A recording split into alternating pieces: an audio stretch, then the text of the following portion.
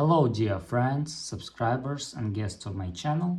In this video I want to show and tell you how to see first message on iPhone without scrolling. Please put your like, subscribe to my channel and share this video with your friends. Let's get started. So first we need to go to messages. After that go to any conversation. And now we can try to scroll in.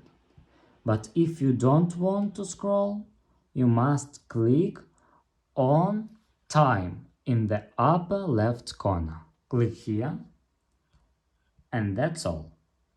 If you enjoyed this video and found it helpful, please put your like, subscribe to my channel and share this video with your friends. Bye bye everyone, see you later.